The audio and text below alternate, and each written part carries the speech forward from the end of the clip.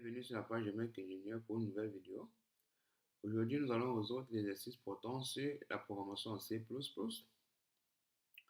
Si vous êtes prêts, allons-y.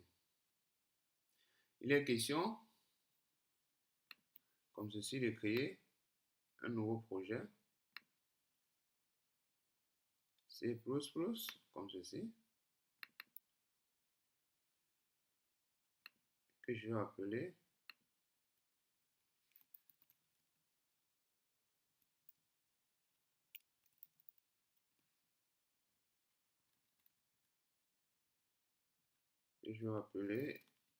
test de niveau moyen C++, comme ceci.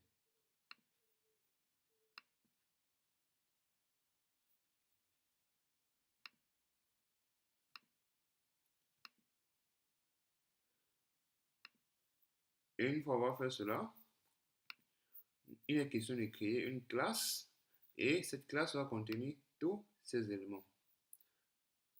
Alors, pour créer une classe, c'est simple. Vous venez comme ceci. C'est new classe. Vous allez appeler votre classe étudiant comme ceci. Vous allez la doter d'un constructeur et d'un destructeur. Et ensuite, nous allons cliquer sur Finish comme ceci. Une fois avoir fait cela, nous voyons que notre classe étudiant a été créée. Ensuite, nous allons définir les attributs. Et je précise que ces attributs doivent être privés.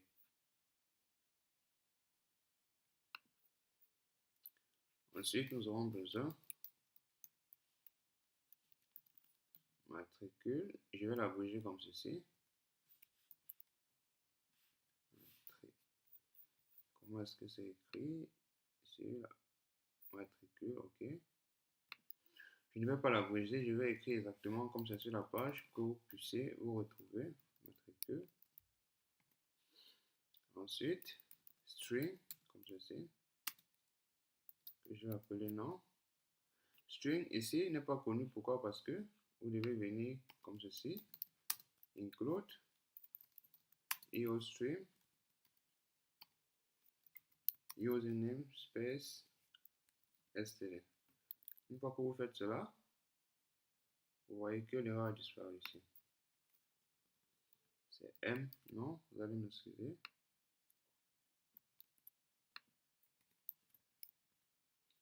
Prénom.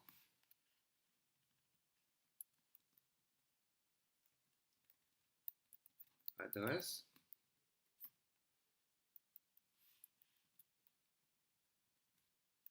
Date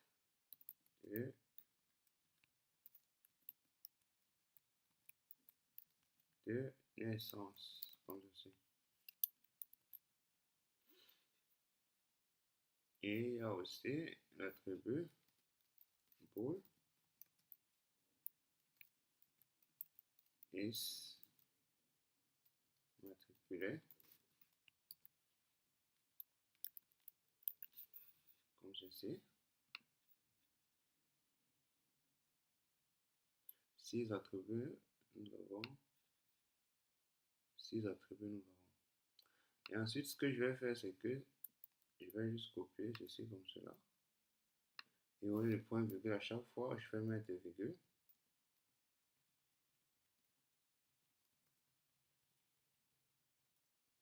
Je vais mettre des virgules comme ceci. Et je vais changer le nom.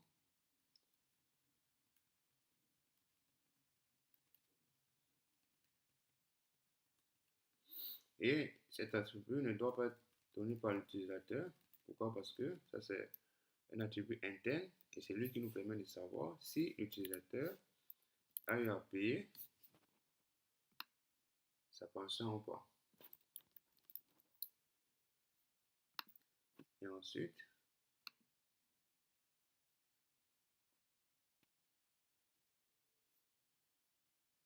implémente.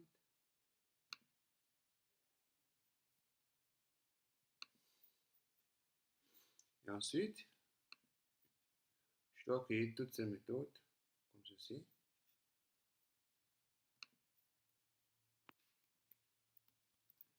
et retourne un string. GetNum.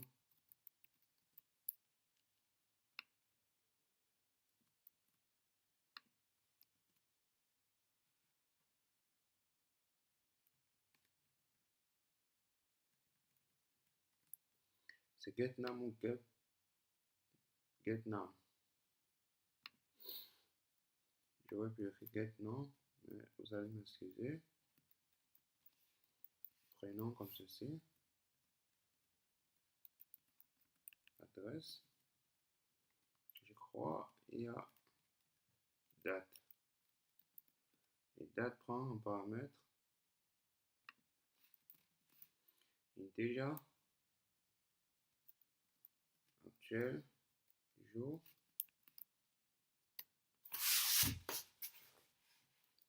integer actuel mois integer actuel année et ensuite il y a la fonction bool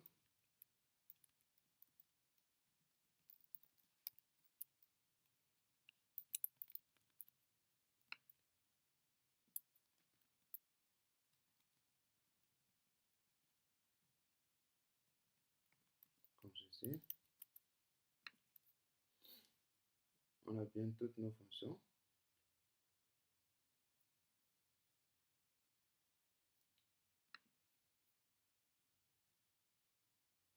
C'est pas get date mais plutôt get age. Une fois on fait cela, je vais venir implémenter comme ceci.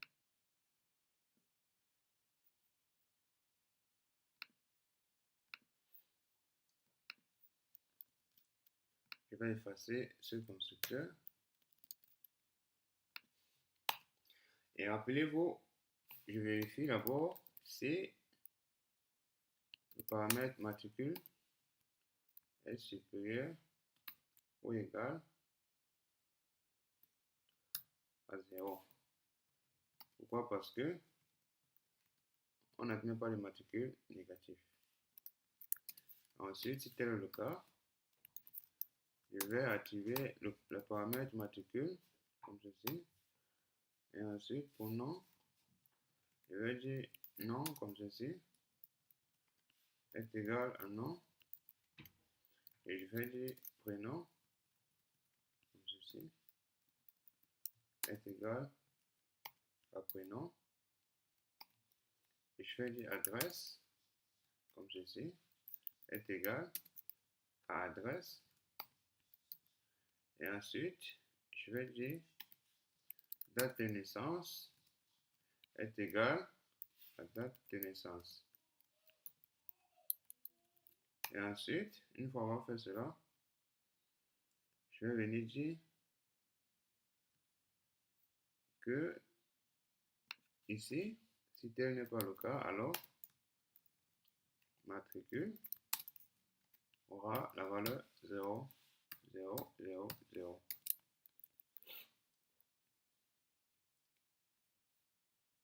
Et je vais initialiser aussi la variable.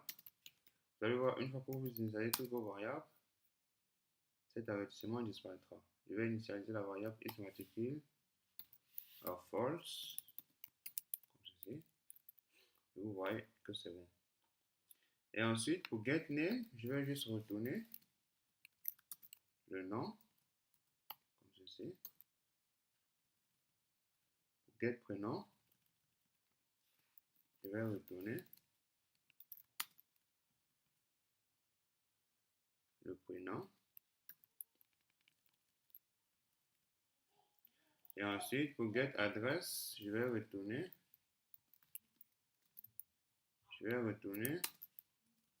l'adresse comme ceci. Et ensuite, pour isMatricule, on va d'abord laisser comme ceci. Ici, étant donné que nous ne faisions pas d'allocation dynamique, je vais juste écrire direct comme ceci. Pas besoin, pourquoi? Parce que le programme se chargera automatiquement de détruire notre objet. Il y a des cas où vous devez explicitement écrire delete, comme ceci, mais nous y arriverons. Ici, je vais juste mettre un message comme ceci, qui nous permettra adresse de l'objet détruit. Comme cela, nous serons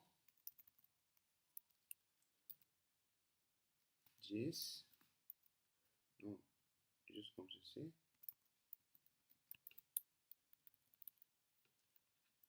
Et ensuite, pour l'âge, il existe plusieurs façons.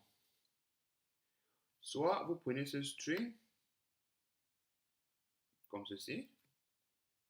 Vous allez utiliser un algorithme qui vous permettra de prendre l'âge, qui vous permettra de prendre autant pour moi la date, c'est-à-dire le jour, ensuite le mois, ensuite l'année. Pour cela, il existe plusieurs formats. Vous pourriez définir, vous pouvez envoyer un message à votre utilisateur que vous allez demander de séparer le jour par 2 points, ou il peut séparer le jour par le point, ou il peut séparer par le point, autant pour moi, ou ça peut être séparé par la virgule, ou ça peut être séparé par cette barre. Je résume. Nous pouvons écrire la date comme ceci, le 12 juillet 2000 quelque chose. Ou alors, nous pouvons écrire comme ceci, le 12 février, comme ceci, 3000 quelque chose. Ou alors, nous pouvons écrire le 13, comme ceci, virgule, décembre, comme ceci, virgule, et nous mettons l'année. Ou alors, nous pouvons écrire comme ceci, le 23, nous mettons l'année, mars, ensuite nous mettons l'année, quelque chose. Vous voyez que là, ça devient déjà compliqué. Pourquoi? Parce que l'algorithme que vous allez écrire, qui vous permettra de récupérer le jour et le mois et l'année dans votre string, sera dépendant de ce séparateur. Et aussi, il y a une autre complication qui s'ajoute. Si l'utilisateur veut plutôt écrire le mois en chiffres et non en lettres, cela veut dire que votre algorithme doit être capable de détecter le séparateur. Ensuite, il devra être capable de déterminer si le mois a été écrit en lettres ou en chiffres. Et ce n'est pas tout. Supposez qu'un utilisateur vient, il inverse plutôt comme ceci et qu'il écrit l'année comme cela. Il écrit le mois ici et il écrit le jour ici.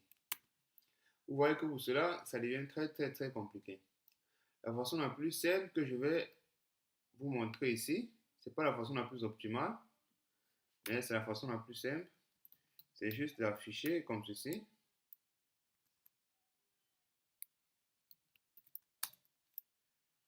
Votre date de naissance. Comme cela. Et vous allez demander à l'utilisateur de vous donner ces paramètres, comme cela. Vous allez mettre ces paramètres comme ceci. Vous allez dire que ces paramètres année, jour, vous allez m'excuser, c'est pas ce que je voulais faire, comme ceci. Vous allez dire jour comme ceci. Ensuite, vous allez dire mois comme ceci. Ensuite, vous allez dire année comme cela. Qu'est-ce que cela entraîne? Il faut actualiser. Vous devez actualiser ces paramètres aussi dans votre prototype. Ce qui vous reste à faire, c'est de copier comme ceci. Venir coller comme cela. Ensuite,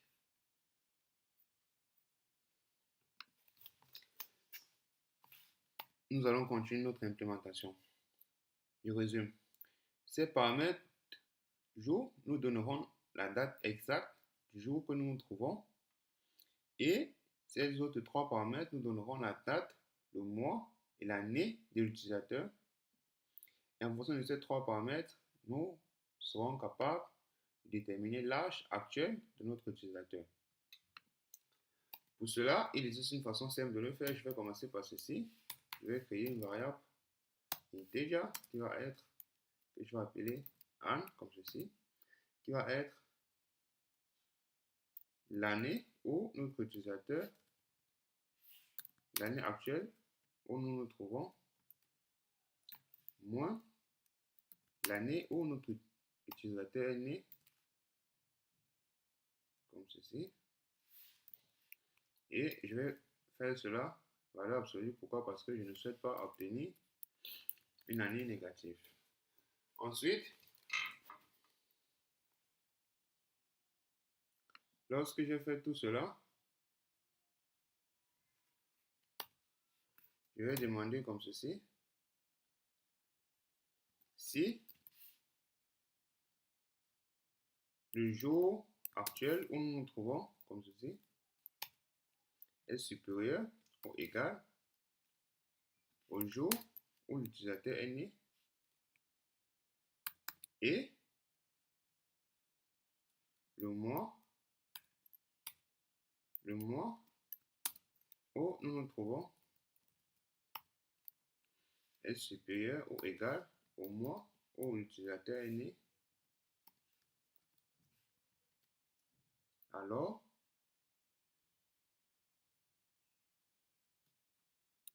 nous allons sauter joyeux, non pas comme ceci, mais plutôt si c'est égal, comme ceci, alors nous allons sauter joyeux, vous allez m'excuser, joyeux anniversaire.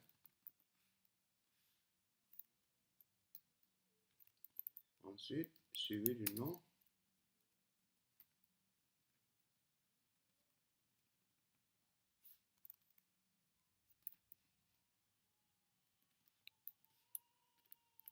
Et joyeux anniversaire, comme ceci, pour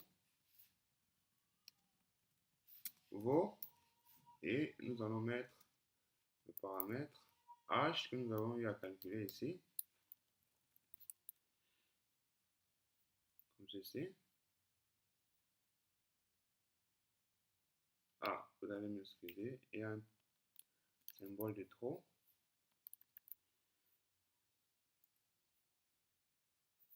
Je crois avoir fait une erreur ici. Retourne string exactement, pas l'erreur.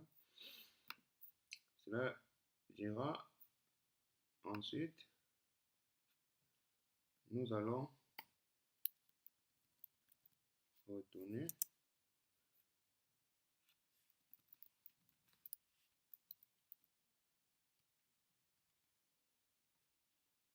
ici, ça ne doit pas être un string, mais plutôt, si ça doit être un string, nous allons retourner ce message comme ceci.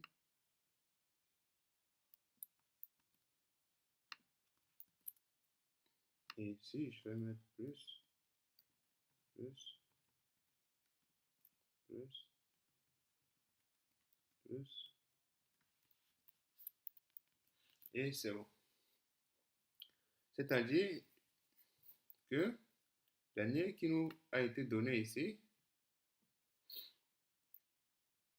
et l'année où nous nous trouvons actuellement doit nous permettre de, de nous donner l'âge de l'utilisateur. Et ensuite, si le jour actuel est égal au jour de l'utilisateur et si le mois actuel est égal au mois de l'utilisateur, alors nous allons afficher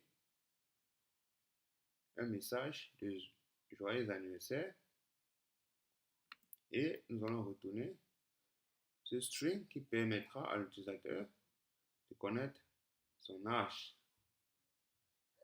Pourquoi? Parce que l'âge a été additionné à la fin de ce string suivi du message qui doit souhaiter joyeux anniversaire à l'utilisateur.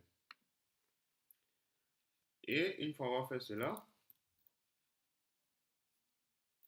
nous allons venir continuer ici. Cela revient à dire on a déjà implémenté les get méthodes. Tester, nous ne les avons pas encore fait. Compléter et implémenter le constructeur, nous avons déjà fait. Créer un attribut qui vous permettra de savoir si l'étudiant a payé ses frais d'immatriculation. Nous allons le faire tout de suite. Pour cela, c'est simple. Je vais créer un montant integer comme ceci. Ou double, comme vous le souhaitez. Je vais l'appeler somme. Et je vais faire comme ceci. Je vais l'initialiser. Disons que la pension coûte 2000 francs. Et ici, je vais donner la possibilité. Je vais créer une autre fonction que je vais appeler bool. Donc, je vais juste appeler void. Pourquoi? Parce que je vais définir set. Je vais définir set paye. Comme ceci. Il prendra en paramètre un double qui sera notre somme. Et ensuite, je vais implémenter cette méthode comme ceci. Et je vais dire si notre somme que l'utilisateur a eu à donner est supérieure ou égale. Pourquoi supérieure ou égale? C'est au cas où l'utilisateur, par erreur, fait un virement supérieur à la pension. Somme, alors, on avait juste qu'à dire paramètre s'immatriculer égale à true. Et vous voyez que lorsque vous faites cette fonction permet à l'utilisateur de payer. Et ensuite, je vais dire retourne, comme ceci.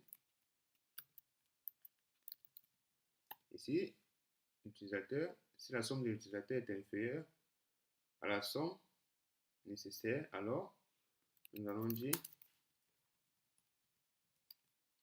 somme est égale à false. Et ici, je vais juste retourner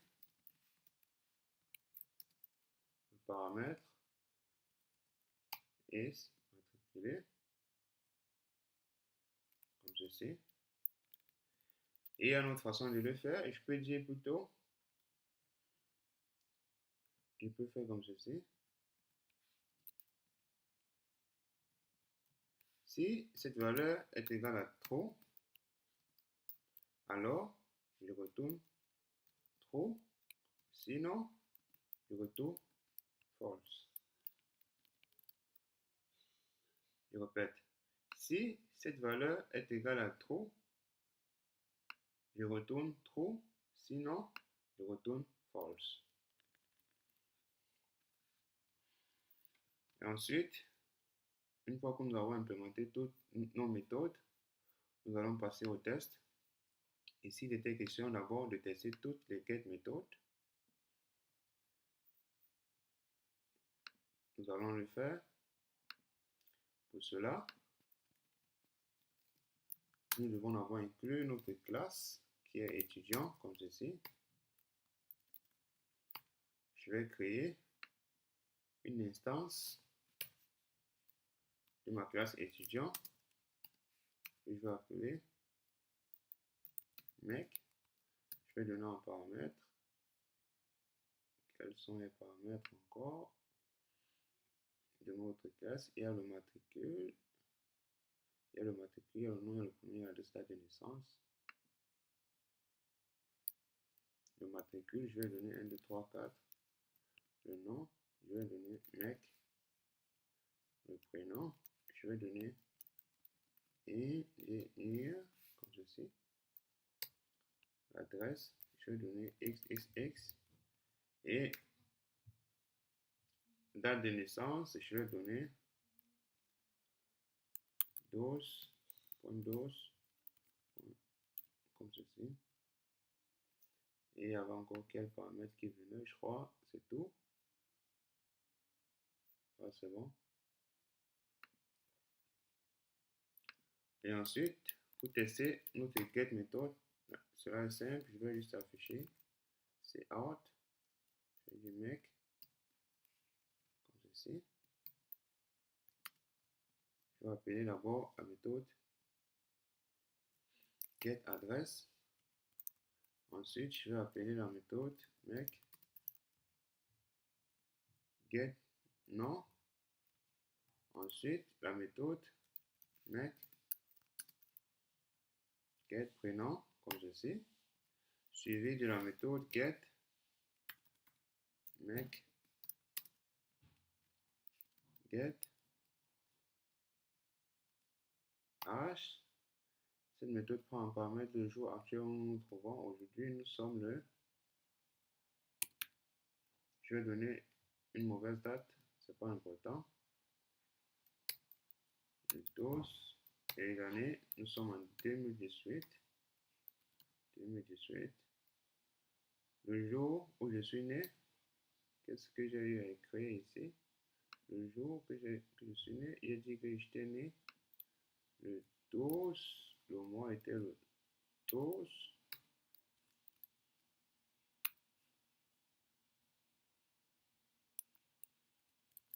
Bon, pour vérifier si notre méthode fonctionne, je vais dire que je suis né le 12, et ici, je vais mettre la même date, 2018 comme ceci, 2018 comme ceci, et ici, je vais mettre 2018, 2018, comme ceci, et ensuite, je vais compiler. Vous voyez que j'ai eu à tester mes get méthodes sur une ligne. J'aurais pu les faire séparément, mais cela n'est pas nécessaire. Je vais juste espacer comme ceci pour que ce soit plus beau à voir. Et ensuite, je vais copier cela, je vais venir le coller à chaque fois que j'affiche une get méthode et le tour est joué. Et nous allons tester notre code. Nous allons tester notre code comme ceci en le compilant.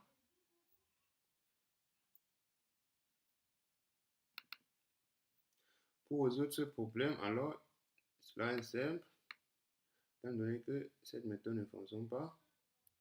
C'est une compilation l'accepte, mais bon, c'est pas grave. Nous allons juste appeler la méthode toString comme ceci, qui permet de convertir une valeur integer en un string. Alors pour cela, je vais juste donner mon paramètre année et nous compilons à nouveau. Nous verrons que l'erreur ici est toujours restée. Ah, ici il y avait une virgule de plus. Nous effaçons cela, nous compilons à nouveau. Nous voyons qu'il n'y a plus d'erreur. Alors je vais venir dans mon main comme ceci. Et vous voyez déjà que nos méthodes get fonctionnent. Pourquoi? Parce que ici, j'ai l'adresse, ici, j'ai le nom, ici, j'ai le prénom, ici, j'ai la date de naissance. Et étant donné que les dates actuelles et la date où je suis né sont égales, alors on m'a sauté joyeux anniversaire, suivi de mon âge, qui est égal à 0. Et étant donné que cette fonction retourne un string, raison pour laquelle nous avons le 0 aussi. Pourquoi? Parce que ce 0 est le 0 de string. Pour que cela soit plus clair, je vais ajouter l'information en comme ceci, en comme ceci,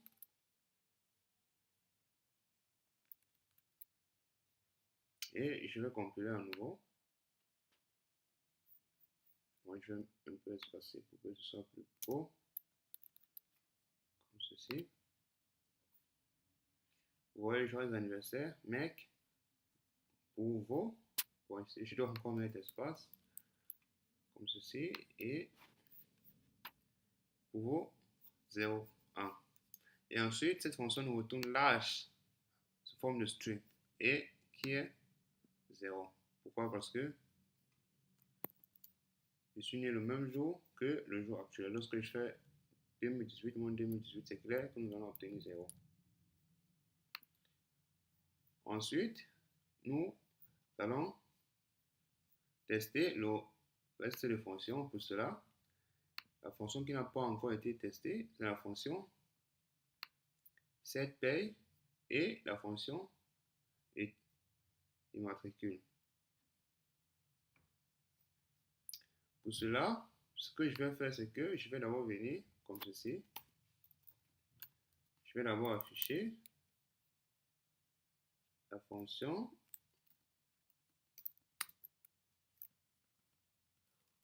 isImmatricule et cette fonction va nous dire si je suis immatriculé ou pas. Je vais compiler comme ceci. Vous voyez qu'il y a ici 0. Pourquoi? Parce que 0 signifie false. Cela veut dire je ne suis pas encore immatriculé. Ensuite, je vais payer ma pension comme ceci. Et je crois que c'est comme ça que cette fonction s'appelait. Je vais la chercher. Cette paye. Tant pour moi, je fais exactement le montant, 2000. Et une fois avoir fait cela, je vais afficher le message. Et ici, vous avez la possibilité que vous pouvez faire cela. Vous pouvez faire comme ceci. Vous affichez un message qui permettra à l'utilisateur de savoir que son versement a été accepté. Vous avez payé votre pension avec succès, comme ceci.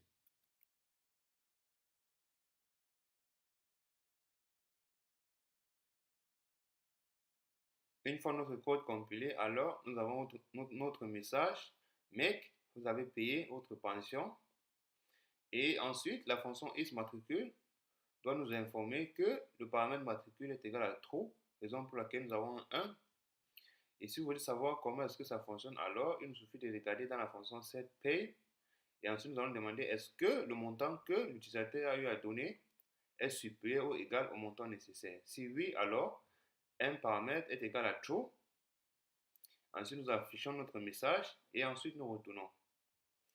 Et la fonction isMatricule doit ensuite demander est-ce que le paramètre immatriculé est égal à true.